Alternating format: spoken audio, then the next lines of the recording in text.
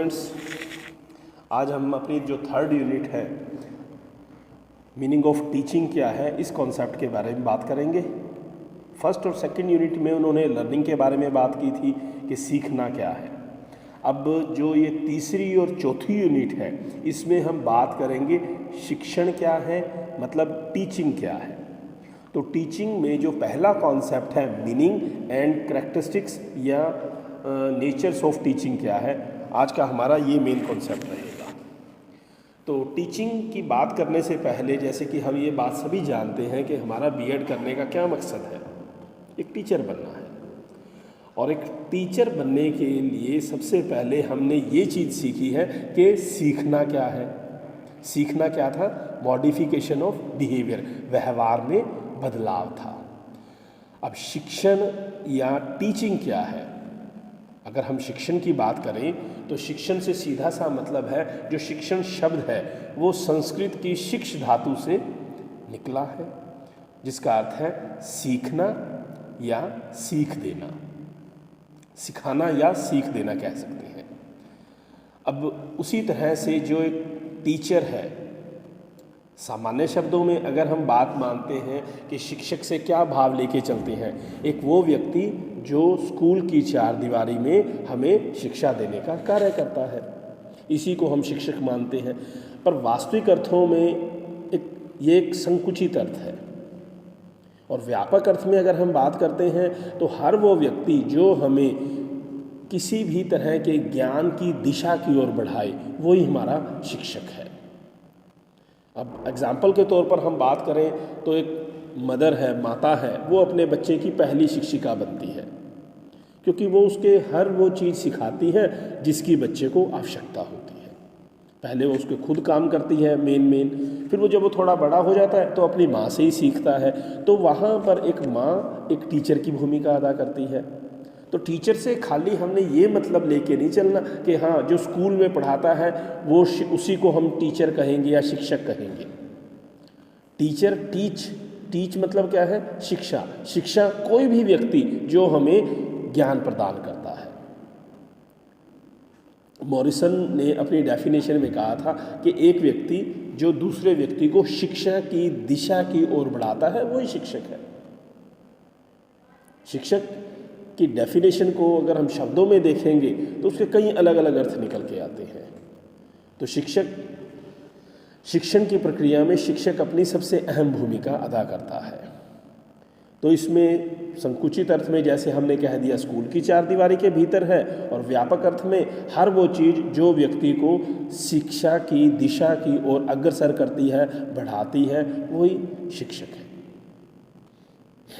तो इसमें एक दो डेफिनेशन के साथ इसकी बात करते हैं। डेफिनेशन अगर आप चाहो तो लिख सकते हो। सबसे पहले हम डेफिनेशन करेंगे इसमें थॉमस के अनुसार। थॉमस ने मीनिंग ऑफ टीचिंग को एक्सप्लेन करते हुए लिखा, शिक्षण एक मानवीय कार्यों का ऐसा उदाहरण है जिसका उद्देश्य कार्य करने की मानवीय क्षमता में वृद्धि करना है या बढ़ाना है।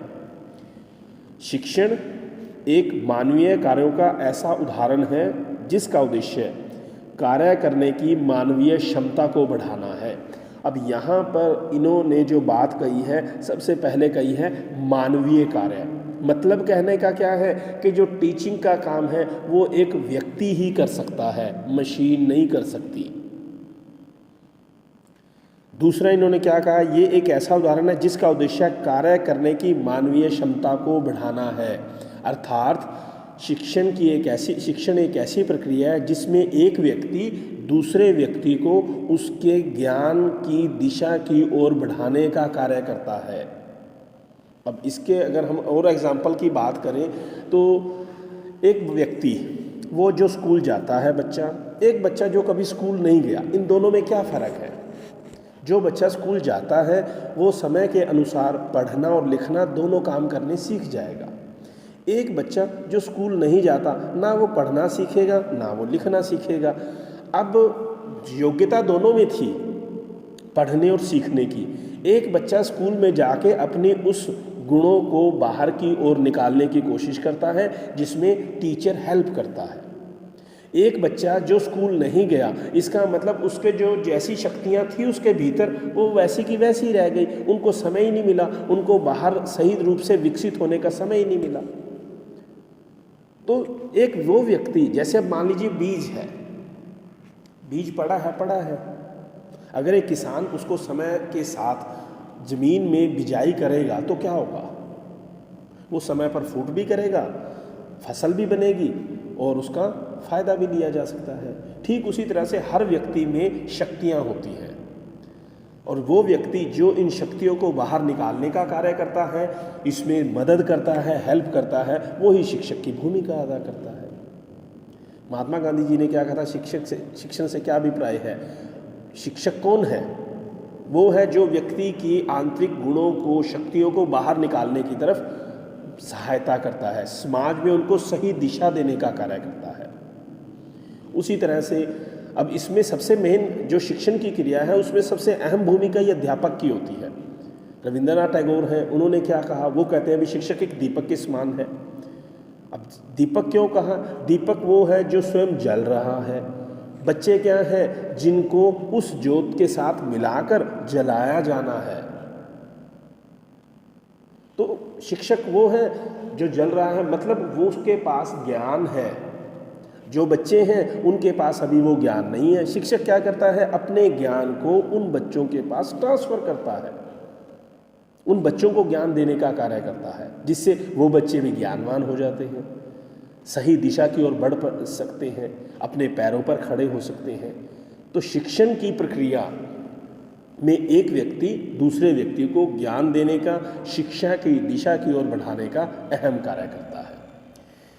तो यही कहा थॉमस ने, क्या कहा, इसको हम दोबारा से रिपीट करते हैं। उन्होंने कहा है शिक्षण एक मानवीय कार्य है जिसका उद्देश्य कार्य करने की मानवीय क्षमता में वृद्धि करना है। अब कार्य करने की मानवीय क्षमता से क्या अभिप्राय है? व्यक्ति के द्वारा किए जाने वाले वो सारे कार्य जिससे वो अपने जीवन को सुखद और प्रभावी बना सकता है। मानवीय कार्य वही सभी आएंगे इसमें। नेक्स्ट हम बात करते हैं क्लार्क ने क्या कहा है। क्लार्क कहते हैं कि शिक्षण वह प्रक्रिया है जिसका प्रारूप व परिचालन की व्यवस्था इसलिए की जाती है जिससे छात्रों के व्यवहार में परिवर्तन लाया जा सके। अब स्कूल बनाए गए हैं, स्कूलों को बनाकर एक सिस्टमेटिक वे से इम्प्लीमेंट प्रोग्राम तैयार किए गए हैं।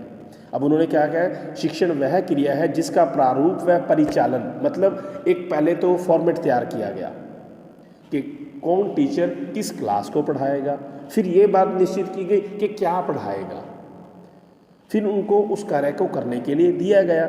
मतलब एक ऐसी प्रक्रिया है जिसका प्रारूप व परिचालन इस उद्देश्य से किया गया जिससे छात्रों के व्यवहार में परिवर्तन लाया जा सके, कि हम जैसे चाहते हैं वैसे ही बच्चों के व्यवहार में परिवर्तन लाया जा सके। क्योंकि जब हम बात करते हैं शिक्षण की, तो शिक्षण के उद्देश्य पहले से निर्धारित होते हैं। हमने बच्चों को क्या बनाना है, हमारा देश क्या चाहता है। जैसे हर एक घर का अपना वातावरण होता है, उसी तरह से हर राज्य का, देश का अपना एक एनवायरनमेंट होता है। कुछ देश ऐसे हैं जो बच्चों को पढ़ाने की बजाय दूसरी एक्टिविटीज़ में ज़्यादा इन्वॉल्व रखते हैं। मतलब एक देश प्रजातंत्र है, एक तंत्र है, मतलब किस तरह का है उस बात पे डिपेंड करता है। जैसा उसके ऑब्जेक्टिव होंगे वैसी उनकी शिक्षा की व्यवस्था होगी, और जैसी शिक्षा की व्यवस्था होगी उसी के अनुसार वो अपने शिक्षा के उद्देश्य निर्धारित करेंगे। वो जो चाहते हैं वैसे ही शिक्षा के उद्देश्य निर्धारित होंगे और उसी के अनुसार बच्चों को शिक्षा प्रदान की जाएगी। और जिन उद्देश्यों को सामने रखकर हम शिक्षा प्रदान कर रहे हैं, कल को बच्चे वैसे ही बनेंगे। तो शिक्षा सबसे अहम बिंदु होता है जो एक देश की, एक राज्य की, एक परिवार की अहम भूमिका अदा करता है। क्लार्क और थॉमस ने अपनी बात कहते हुए शिक्षण के कार्य को पूरा किया कि उनके अनुसार शिक्षण क्या है। अब शिक्षण की अलग अलग कई विशेषताएं हैं, डिपेंड करता है कि हम उनको किस व्यू से देखते हैं। तो सबसे पहले तो हमारे माइंड में यही बात क्लियर हो जानी चाहिए कि संकुचित अर्थ में शिक्षण का केवल अर्थ क्या है, एक स्कूल की चारदीवारी में एक टीचर के द्वारा बच्चों को प्रदान किया जाने वाला ज्ञान। और व्यापक अर्थ में शिक्षण से अभिप्राय क्या है? हर वो वस्तु जो सामने वाले व्यक्ति को व्यवहार में परिवर्तन कर कुछ सिखाने का कार्य करती है, वही शिक्षण की प्रक्रिया है। ठीक है, यहाँ तक क्लियर है? तो आगे नेक्स्ट जो वीडियो बनाएंगे उसमें हम बात करेंगे शिक्षण की विशेषताएं क्या हैं।